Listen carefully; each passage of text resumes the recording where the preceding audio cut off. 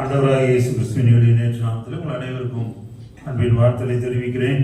இந்த 2 நாட்களில் நாம் 34வது நாளில் கடந்து வந்திருக்கிறோம். ஒவ்வொரு நாளும் அதிகாலை ஜெபத்துக்கு ஆர்வத்தோடு வருகிற உங்களை கர்த்தர் அபரிதமாய் ஆசீர்வதிப்பாராக. ஒவ்வொரு நாளும் சிலுவை கடந்த ஒரு வசனத்தை நாம் தியானித்து தொடர் தியானமாக அப்போஸ்தலர் நடவடிக்கைகளை படித்து வருகிறோம். இன்றைக்கு மார்க்கு 10ஆம் அதிகாரம் 21ஆம் வசனத்தை ஒரு வாசியுங்கள். மார்க்கு 10:21.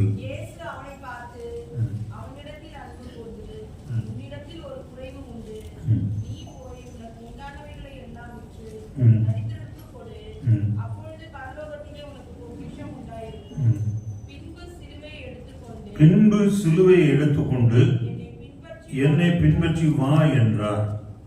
சிலுவையை எடுத்துக்கொண்டு ஆண்டவரை பின்பற்றுவது, சிலுவை எடுத்துக்கொண்டு ஆண்டவரை பின்பற்றுவது, அது எப்போ செய்யப்பட வேண்டும் என்பதை இங்கே இயேசு விளக்கமாய் சொல்கிறார்.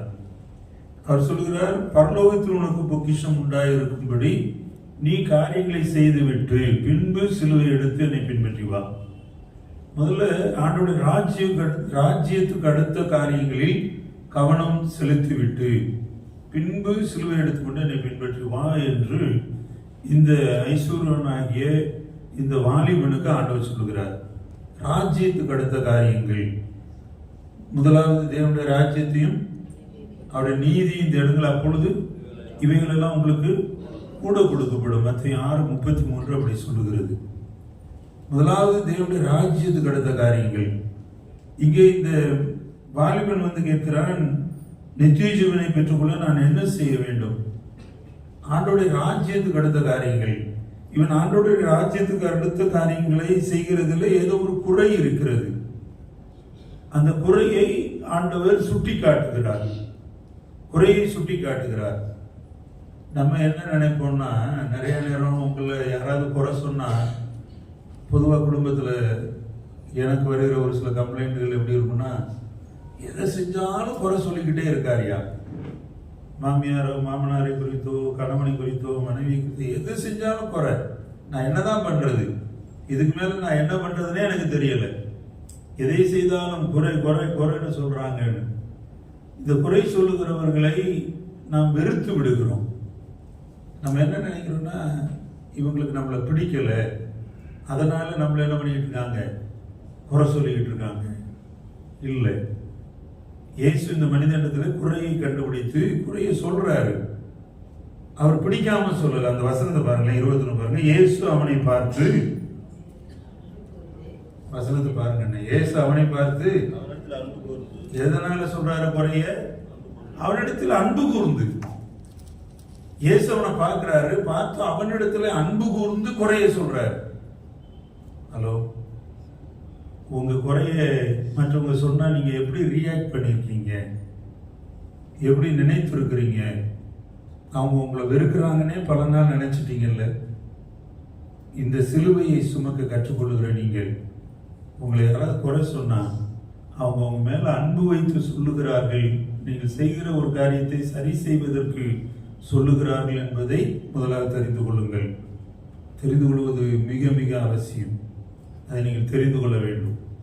இயேசு அவனை பார்க்கிறாரு, அவனத்தில் அன்பு கூர்ந்து உன்கிட்ட ஒரு குறை இருக்கு, உனக்கு இருக்கிறவர்களை வச்சு தரித்திருக்கூட, அப்பொழுது தேவனுடைய ராஜ்யத்தில் பொக்கிஷம் இருக்கும், பின்பு சிலுவை எடுத்துக்கொண்டு என்னை பின்பற்றுவா.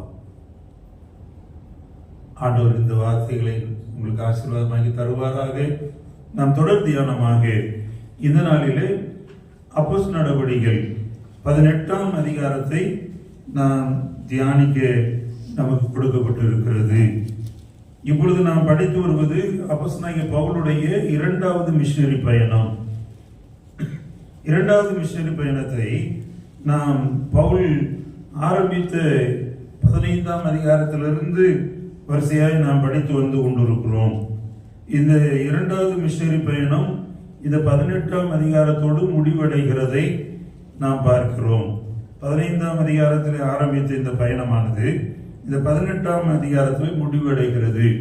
நேற்றைய தினத்தில் நான் சொன்னேன், அத்தனை பட்டணத்தில் அப்போஸ்தலனாகிய பவுல் தன் ஊழியத்தை நிறைவேற்றுகிறார். பவுலுடைய ஊழியத்தை அத்தனை பட்டணத்தில், ஏதென்ஸ் என்கிற பட்டணத்தில் அவர் நிறைவேற்றி முடித்த பொழுது நீங்க மற்ற எல்லா பட்டணங்கள், இதுவரை நகரங்கள், கிராமங்கள், தீவுகள் எல்லாத்தையும் பார்த்துட்டு வந்தீங்கன்னா எல்லா இடத்துலையும் நல்ல ரெஸ்பான்ஸ் இருந்துச்சு. ஆனா அத்தனை பட்டணத்துல பாத்தீங்கன்னா அந்த 17ஆம் அதிகாரத்தில் கடைசி சில வசனங்களை படிச்சீங்கன்னா 34ஆம் வசனம், சிலர் அவனை பற்றி கொண்டு விசுவாசிகளானார்கள். அதுல யார் யாருன்னு ஒரு 4 பேர் தான் சொல்றாரு. அப்ப அத்தனை பட்டணத்திலே பவுலுடைய ஊழியமானது ரொம்ப சிறப்பான ரிசல்ட்டை கொண்டு வரல. பல இடங்களிலே சிறப்பான ரிசல்ட், சபையை ஸ்தாபிக்க அவரை பின்தொடர்ந்து வந்த திரளான கூட்டம் இருந்தவங்க எல்லாம் ரட்சிக்கப்பட்டாங்க. பவுலை கேட்டவர்கள் எல்லாரும் மனம் திரும்பினார்கள். பெரிய ஐஸ்வர்யவான்கள், மாய வித்தைக்காரன், இப்படி இருக்கிறவர்கள் எல்லாம் தேவன் மனமாற்றினார். சிறைச்சாலைக்காரன் பிலிப்பி பட்டணத்துல அவன் குடும்பத்தாரோடு ரட்சிக்கப்படுகிறான். இதையெல்லாம் செய்த தெய்வன் இந்த அத்தனை பட்டணத்து ஊழியத்துல பவுலுக்கு சரியான ரிசல்ட் இல்லை. ஆகவே பவுல் என்ன பண்றாரு, அங்கிருந்து புறப்பட்டு அடுத்த பட்டணத்துக்கு வருகிறார். அத்தனை பட்டணத்திலிருந்து கொரிந்து பட்டணத்திற்கு வந்து, இந்த கொரிந்து பட்டணத்தை பற்றி உங்களுக்கு நிறைய தெரியும். ஏன்னா 1 கொரிந்தியர் 2 கொரிந்தியர் நீங்க படிக்கிறீங்களா, அந்த நிருபம் இந்த கொரிந்து பட்டணத்து விசுவாசிகளுக்கு எழுதப்பட்ட நிருபம். இந்த கொரிந்து பட்டணம் என்னன்னா ஒரு நல்ல பெரிய பட்டணம், காஸ்மோ சிட்டி என்று சொல்லுவார்கள், காஸ்மோபாலிட்டன் சிட்டி. இது எப்படின்னா ரொம்ப நிறைய வசதி வாய்ப்புகள் நிறைந்த ஒரு பட்டணம். இது ஒரு இன்டர்நேஷனல் தலைநகரம் போல செயல்படுகிற ஒரு பட்டணம். இந்த கொரிந்து பட்டணத்துல இல்லாத பாவங்களே இருந்திருக்காது. அப்படித்தான் கொரிந்துகிறது நிருபத்தை படிக்கிற பொழுது நம்மளால புரிந்து கொள்ள முடிகிறது. இங்க இருக்கிற சபை எல்லா இன மக்களும் இணைந்து இருக்கிற ஒரு சபை. ஏன்னா ஒரு பட்டணத்துல, அதுவும் காஸ்மோபாலிட்டன் சிட்டி என்று சொல்கிற பொழுது அது உலக தரம் வாய்ந்த பல நாடுகளிலிருந்து மக்கள் வந்து தங்கி இருக்கிற ஒரு பட்டணமாக இருக்கும். ஆகவே அங்கே வந்திருக்கிற வெறும் யூதர்கள் அல்ல, யூதர்கள் அல்லாத பல வேற்று பட்டணத்தை சேர்ந்தவர்கள், உலகத்தை சேர்ந்தவர், நகரத்தை சேர்ந்தவர்கள் என்று பலர் அங்கே இருப்பார்கள். பல மனிதர்களுடைய கலப்பான பட்டணம் தான் கொரிந்து பட்டணம். இந்த கொரிந்து பட்டணத்துக்கு வந்த பொழுது அவருடைய ஊழியத்தில் அவரோடு 2 பேர் சேர்ந்து கொள்ளுகிறார்கள். ஆக்கில்லாவும் பிரிஸ்கில்லாவும் சேர்ந்து கொள்ளுகிறார்கள். இவர்கள் அங்கே கொரிந்து பட்டணத்தில் பவுலோடு சேர்ந்து அவர்கள் ஊழியம் செய்கிறதாக நாம் படிக்க முடிகிறது. அல்லது இன்னொரு விதத்தில் சொல்ல வேண்டும் என்றால், ஆக்கில்லா பிரிஸ்கில்லா அவருடைய வீட்டுக்கு பவுல் செல்லுகிறதாக நாம் படிக்கிறோம். இங்கே பவுல் வருகிற பொழுது எனக்கு தெரியுது கொஞ்சம் ஓய்வு எடுக்க வந்த மாதிரி. ஏன்னா ஒரு டிசப்பாயின்மெண்ட்ல பவுல் வர்ற மாதிரி தோணுது. அத்திரை பட்டணத்துல பவுலுக்கு ஏதோ ஒரு மனசோர்வு. ஆகவே இங்கே கொரிந்து பட்டணத்துக்கு வருகிற பொழுது 2ஆம் வசனத்துல படிங்களேன், யூதர் எல்லாரும் ரோமாபுரியை விட்டு போகும்படி கிலவுதிராயன் கட்டளையிட்டிருந்தபடியினாலே இத்தாலியில் இருந்து புதிதாக வந்திருந்த பொந்து தேசத்தனாகி ஆக்கிலாவும் ஒரு யூதனையும் அவன் மனைவியாகிய பிரிஸ்கில்லாவையும் அங்கே கண்டு அவர்களிடத்திற்கு போனான். அவர் கூடாரம் பண்ணுகிற தொழிலாளிகளாய் இருந்தார்கள். தானும் அந்த தொழில் செய்கிறவனாய் இருந்தபடியினாலே அவர்களிடத்தில் தங்கி வேலை செய்து கொண்டு வந்தான். பவுல் ஒரு பெரிய ஊழியத்தை பண்ணிட்டு வர்றவரு இப்ப இந்த பட்டணத்துக்கு வருகிற பொழுது இங்கே சூழ்நிலைகள் மாறி இருக்கிறது. நீங்க இங்க பாத்தீங்கன்னா பவுல் வந்து தனக்கு தெரிந்த ஒரு தொழிலை அங்கே தங்கி வேலை செய்து கொண்டு வந்தான். இந்த வார்த்தையை படிக்கிறப்போ ரொம்ப நெருடலா இருந்தது.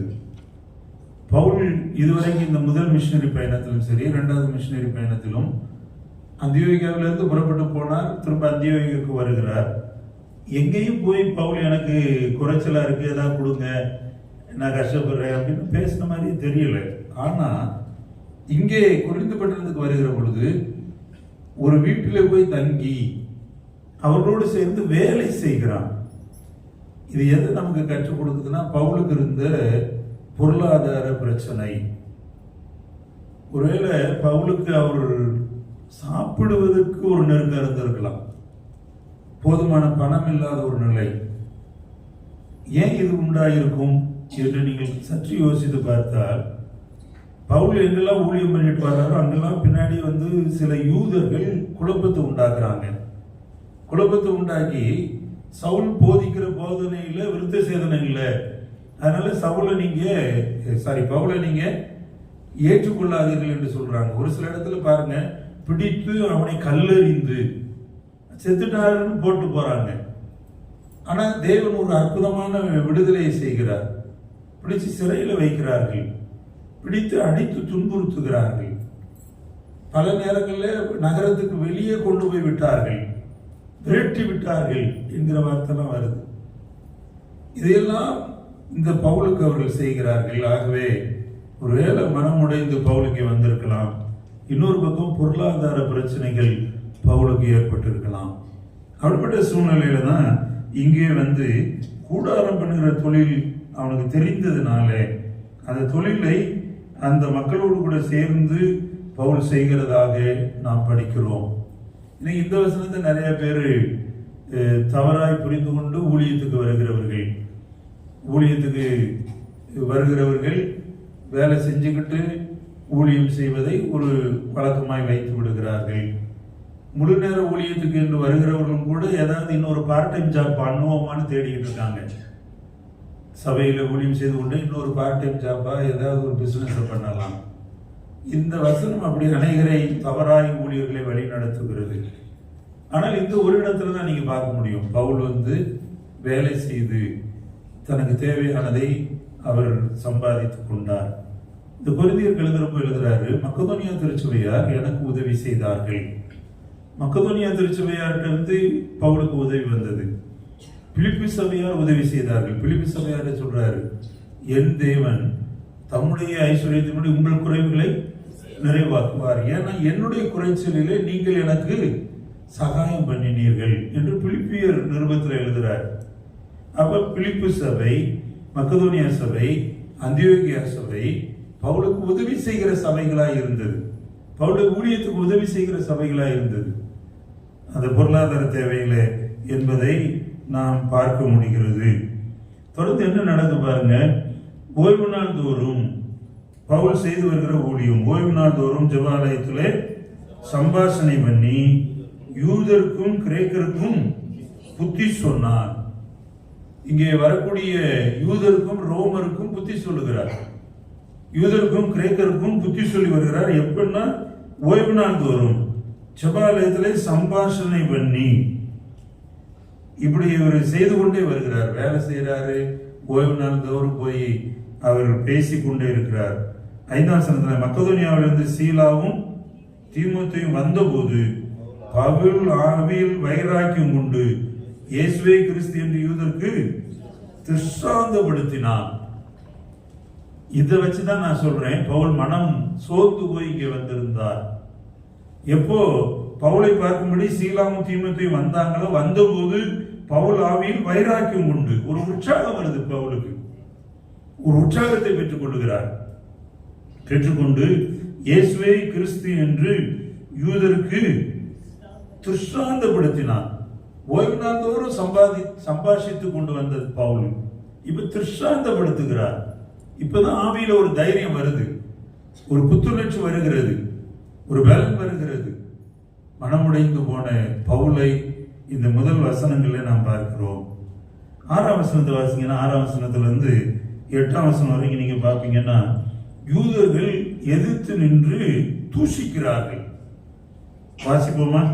அவர்கள் எதிர்த்து நின்று தூஷித்த போது அவன் தன் வஸ்திரங்களை உதறி, உங்கள் இரத்தப்பழி உங்கள் தலையின் மேல் இருக்கும், நான் சுத்தமாய் இருக்கிறேன், இது முதல் புறஜாதியிடத்துக்கு போகிறேன் என்று அவர்களுடனே சொல்லி அவ்விடத்தை விட்டு தேவனை வணங்குகிறவனாகிய யுஸ்து என்னும் பெயரில் ஒருவனுடைய வீட்டுக்கு வந்தான்.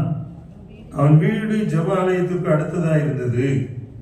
ஜெபாலய தலைவனாகிய கிறிஸ்பு என்பவன் தன் வீட்டார் அனைவரும் கர்த்தரிடத்தில் விசுவாசம் உள்ளவனானான். கொரிந்தியர்கள் அநேகரும் சுவிசேஷத்தை கேட்டு விசுவாசித்து ஞான ஸ்நானம் பெற்றார்கள். பாருங்க, தைரியம் கொண்டு, வைராக்கியம் கொண்டு, ஆவியில வைராக்கியம் கொண்டு கிறிஸ்துவை துஷ்டாந்தப்படுத்தி பவுல் பேசுகிறார். பவுல் அதை பேசுகிற பொழுது பவுலுக்கு எதிர்ப்பு வருகிறது. அவர்களை எதிர்த்து நின்று தூஷித்த போது அவர்கள் எல்லாரும் பவுலுக்கு எதிரான காரியங்களை யூதர்கள் பேசிக்கிட்டே தான் இருக்காங்க. ஒரு ஊழியக்காரனுக்கு எதிராக செயல்படுவது அந்த ஊழியக்காரனை எப்படி பாதிக்குது பாருங்க. இந்த பவுல் சொல்றத பாருங்க. தன் வஸ்திரங்களை உதறி பவுல் சொல்றார், உங்கள் இரத்த பலி உங்கள் மேல் தலையின் மேல் இருக்கும், நான் சுத்தமாக இருக்கிறேன். அடுத்து சொல்ற, நான் புறஜாதி இடத்துக்கு போகிறேன் என்று அவருடனே சொல்லி அவர் கிளம்பி போகிறார். அவர் சொல்ற தோரணையை பாருங்க, கொஞ்சம் கோபமா இருக்கு. கொஞ்சம் கோபமா சொல்லி கிளம்பி செல்லுகிறார். என் அன்புக்குரியவர்களே, ஊழியக்காரர்கள் ஊழியம் செய்கிற இடங்களில் இப்படிப்பட்ட அனுபவங்கள் நேரிடுகிறது உண்டு. ஆனா இதுல என்ன டேஞ்சர்னா, அங்கே இருந்த யூதர்களை பார்த்து சொல்றாரு, தன் வஸ்திரத்தை உதறிவிட்டு. இது எதை ஞாபகப்படுத்துதுன்னா, ஏசாமி சொன்னார், நீங்க போங்க, ஒரு வீட்டுக்கு போகும்போது அந்த வீட்டுக்கு சமாதானம் என்று சொல்லுங்கள். அவங்க உங்களை ஏற்றுக்கொள்ளல, அவங்க சமாதானத்துக்கு காரணரா இல்லைன்னா உங்க காலில் இருக்கிற தூசியை உதறிட்டு வாங்க அப்படின்னு சொல்றாரு. உதறிட்டு வாங்க, நான் பார்த்துக்கிறேன் அப்படின்னு ரொம்ப சிம்பிளா ஒரு லாஜிக்கை தன் சீஷர்களுக்கு சொல்லி அனுப்புகிறார். பல நேரங்களில் இது நடக்காமல் இருக்க வேண்டும். விசுவாச குடும்பங்களிலே ஒரு சில நேரங்களில் இது நடந்து விட்டால் எதனால் என்று தெரியாம வாதிக்கப்படுகிற வாதைகள் வந்துவிடும். நீங்க எங்க போனாலும் எதனாலும் கண்டுபிடிக்கவே முடியாது. கொஞ்சம் நீங்க உட்கார்ந்து ஜெபித்தீர்கள் என்றால் ஆண்டவர் உங்களை விடுவிக்க சித்தம் கொள்ளுகிற பொழுது அதை உங்களுக்கு வெளிப்படுத்துவார். ஆகவே யாரை நீங்க அற்பமாய் எண்ணிவிடக்கூடாது. ஒருவேளை பைபிளை தூக்கிட்டு ஒருத்தர் வந்து எனக்கு ஏதாவது உதவி வேண்டும் என்று கேட்டால், அவர் பைபிளை தூக்கிட்டு வந்ததுக்காக உங்கள்கிட்ட இருக்கிறதுல ஏதோ ஒரு 50-100 நீங்க கொடுத்து அனுப்பி விடுவது நல்லது. ஊழியக்காரன் என்று நமக்கு யாரும் தெரியாத நபர்கள் கூட ஊழியக்காரன் என்று சொல்லிக்கிட்டு வர்றப்போ நம்ம அவர் ஊழியக்காரனா இல்லையான்னு ஆராய்ச்சி பண்ணி அவரை தூசியை தட்டிட்டு போகிற அளவுக்கு செய்து விடக்கூடாது. ரொம்ப கவனமா இருக்கணும். பின்னாடி நிறைய விளைவுகள் உண்டு. இங்கே இவர் ரொம்ப வைராக்கியம் கொண்டு பேச ஆரம்பிச்ச மனுஷன் ஆவியிலே தொய்ந்து போய் கிடக்கிறவர் இப்போ சீலா வந்திருக்கிறதை பார்த்த உடனே, தீமோத்தேயு வந்ததை பார்த்த உடனே ஆவியிலே உற்சாகம் அடைந்து இயேசுவை திருஷ்டாந்தப்படுத்தி பேசுகிற பொழுது யூதர்கள் திரும்ப ஒரு போராட்டத்தை கொண்டு வராங்க. ஒரு காரியத்தை, அதே காரியத்தை பேசுகிறாங்க. ஏற்கனவே அதை பேசியாச்சு, எருசலேமில் போய் பேசியாச்சு, திரும்ப அங்கிருந்து கடிதத்தை வாங்கிட்டு வந்து அந்தியோகியாவில் பேசியாச்சு. ஆனா இந்த யூதர்கள் திரும்ப திரும்ப அதையே தான் பண்ணிக்கிட்டு போறாங்க. அப்போ இவர் தூசியை உதறிவிட்டு சொல்றாரு, இந்த இரத்த பலிக்கு நான் பங்காளி இல்லை, இந்த இரத்த பலி உங்கள் தலையின் மேல் இருப்பதாக. இவர் பயன்படுத்துற இந்த வார்த்தையை பாருங்க.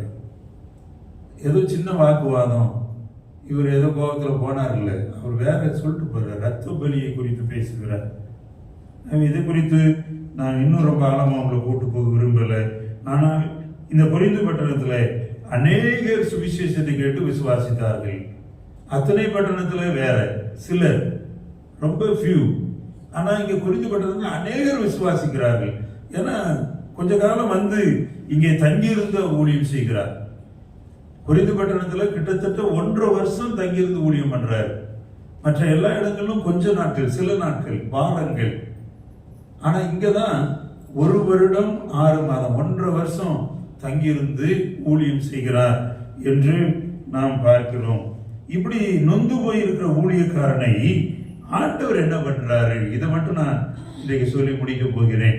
கொரிந்து பட்டணத்தில் நடந்த நிறைய காரியங்களை நீங்க கொரிந்தியர்கள் நிருபத்தை படிப்பீர்கள் என்றால் புரிந்து கொள்ள முடியும். இந்த ஊழியக்காரன் என்ன பண்றாரு பாருங்க. 9ஆம் வசனம், ராத்திரியிலே கர்த்தர் பவுலுக்கு தரிசனமாகி, முதலாவது ஆண்டவர் தரிசனமாகிறார். எப்பெல்லாம் ஊழியக்காரன் உடைந்து போகிறானோ, எப்பெல்லாம் ஊழியக்காரன் சோர்ந்து போகிறானோ, எப்பெல்லாம் ஊழியக்காரன் ஒரு பிரச்சனையை சந்திக்கிறானோ, அப்பொழுது ஊழியக்காரனுக்கு ஆண்டவர் தரிசனமாகிறார். ஒரு சில பிரச்சனைகளை நம்ம சிக்கிட்டோம்னு வைங்களேன், நமக்கு தெரிஞ்சவங்க கூட நம்மளை பார்க்காம போயிடுவாங்க. நான் இது ரொம்ப அனுபவித்திருக்கிறேன். ஒரு சில காரியங்களில் உங்களை சிக்க வைத்து, உங்களை குற்றப்படுத்தி, உங்களை தனிமைப்படுத்த முயற்சிக்கிற பொழுது உங்களால் உதவி பெற்றவங்க கூட உங்களை பார்த்துட்டு பார்க்காத மாதிரி எப்படி போய்கிட்டே இருப்பாங்க.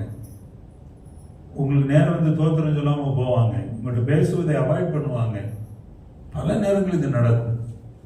ஆனால் பாருங்க, அப்படிப்பட்ட சூழல்ல நான் அப்படிப்பட்ட பாதைகளை கடந்து போகிற பொழுது என் மனைவிக்கு தெரியும். வீட்டுக்கு வந்து அப்படிப்பட்ட சம்பவங்களை சொல்லுகிற பொழுது நாங்கள் 2 பேரும் சேர்ந்து கை கொடுத்து ஜெபிப்போம். ஆண்டவரே, ஏன் இப்படி ஒரு பாதையில் எங்களை நடத்துறீங்க? இப்படி ஒரு பாதையில் நாங்கள் செல்லுகிறோமே என்று பாருங்க. ஆண்டவர் வாக்குத்தத்தங்களையும் தரிசனங்களையும் தருவார். ஆமென். ஆண்டவர் பேசுவார். ஆண்டவர் பேசுவார். இன்றைக்கு ஆண்டவர் அப்படி பேசுனதுனால தான் இந்த திருச்சபையில் நான் ஈசியின் ஊழியக்காரனாக நின்று கொண்டிருக்கிறேன். ஆமென். இல்லைன்னா என்னவோ நடந்திருக்கும். ஆண்டவர் ஊழியக்காரன் மேல கரிசனையா இருக்கிறார். அவர் தரிசனத்துல தம்மை வெளிப்படுத்துகிறார். கர்த்தர் பவுலுக்கு தரிசனமாகி அடுத்து சொல்றாரு, நீ பயப்படாதே, பயப்படாமல், fear not, பயப்படாத, நான் உங்களோட இருக்கிறேன். சீஷர்களுக்கு அதான சொன்னாரு, பயப்படாதீங்க, பயப்படாம இருங்க, உலகத்தின் முடிவறிந்த சகல நாட்களும் நான் உங்க கூட இருக்கிறேன். அடுத்து சொல்றாரு, பயப்படாமல் பேசு, பேச சொல்றாரு. ஊழியக்காரனுடைய வேலையே பிரசங்கம் பண்றதானே, உபதேசம் பண்றதானே, பேசாம நின்றாத, பேசு. அடுத்து சொல்றாரு, மௌனமாயிராதே, மௌனமாயிராதே. அடுத்து சொல்றாரு, நான் உன்னோட கூட இருக்கிறேன். பிரதாசனத்துல அடுத்து ரொம்ப அருமையான ஒரு காரியத்தை சொல்கிறார், உனக்கு தீங்கு செய்யும்படி ஒருவனும் உண்மையில் கை போடுவதில்லை. உனக்கு தீங்கு செய்ய ஒருவரும் உண்மையில் கை போடுவதில்லை. பல நேரங்களில் பவுலுக்கு எதிராக எத்தனை மனிதர்கள் வந்தார்கள் தெரியுமா? கொஞ்சம் யோசிச்சு பாருங்க. இந்த பவுல் சவுலா இருந்தப்போ என்ன நடந்துச்சு? சவுல்னு வார்த்தை கேட்ட உடனே என்ன பண்ணிச்சு? நடுங்கி போச்சு. யூதர்கள் சவுலை கண்டால் பயந்தார்கள், மரியாதை கொடுத்தாங்க. இன்றைக்கு சுவிசேஷத்து நிமித்தம் இந்த சவுல் பவுலாக மாறி இருக்கிறான். அவனை அடிக்கிறார்கள், துன்புறுத்துகிறார்கள். இப்ப ஆண்டவர் சொல்றாரு, உண்மையில் ஒருவரும் கை போடுவதில்லை, உனக்கு தீங்கு செய்யும்படி ஒருவரும் கை போடுவதில்லை. பாருங்க, இந்த பவுலை அவங்க கல்லெறிந்து கொல்லும்படி முயற்சித்தார்கள். அவங்க கல்லெறியறதுனா நம்ம ஊர்ல இந்த நாயை கண்டா நீங்க ரோட்டு ஓரத்தில் கிடக்கிற ஒரு கல் எடுத்து எறிவீங்களா? அது போல இல்லை. பெரிய பெரிய பாறாங்கல் போன்று இருக்கிற பெரிய பெரிய கல்லை எடுத்துட்டு வந்து கொல்லுவதற்காக போடுவார்கள். கல்லறிந்து கொலை செய்வது. அப்படித்தான் பவுலை கல்லறிந்து போட்டுட்டு போயிடுறாங்க. நகரத்துக்கு புறம்பே செத்துட்டார் நினைச்சு விட்டு போறாங்க. தேவன் அற்புதமாய் ஒரு விடுதலை கொடுத்து அதே நகரத்துக்குள்ள போய் பேச வைக்கிறார். ஆமென். தேவன் பெரியவர், ஊழியக்காரன் மேல் கரிசனை உள்ளவர். இங்க சொல்றாரு, ஒருவனும் உன் மேல கை போடுவதில்லை. அடுத்து சொல்றாரு பாருங்க, இந்த பட்டணத்தில் எனக்கு அநேக ஜனங்கள் உண்டு. பட்டணத்துல எனக்குன்னு ஜனம் உண்டு. ஆண்டவர் தமக்குன்னு புத்தியுள்ளவனை தெரிந்து கொள்கிறார், பக்தியுள்ளவனை தெரிந்து கொள்கிறார். இன்னைக்கு நீங்களும் நானும் ஆண்டவரால் தெரிந்து கொள்ளப்பட்ட ஜனம். ஆமென். அவருக்கு என்று தெரிந்து கொள்ளப்பட்டிருக்கிறோம். ஆமென். அவருக்கு அவருக்கு இந்த உணர்வோடு நாம் இந்த கால வேளையிலிருந்து கிளம்பி போவோம். நான் அவருக்கு சொந்தமான ஜனம். இந்த பட்டணத்தில் ஆண்டவருக்காக நான் ஜீவிக்க போகிற ஜனம். இங்கேதான் 11ஆம் வசனத்தை பார்த்தீங்கன்னா, 1 வருஷமும் 6 மாதமும் அங்கே தங்கி தேவவசனத்தை அவர்களுக்கு உபதேசம் பண்ணி கொண்டு வந்தான். தொடர்ந்து நீங்க வீட்டில் போய் அந்த பகுதிகளை படிச்சு பாருங்க.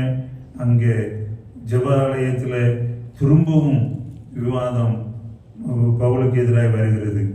அப்படி வந்து நிறைய சேலஞ்சஸை பவுல் சந்திக்க வேண்டியது இருக்கு. ஆண்டவர் பவுலை உற்சாகப்படுத்தி சொல்ல, நான் உன் கூட இருக்கிறேன், நான் உன் கூட இருக்கிறேன், உன் மேல யாரும் கை போடுவதில்லை.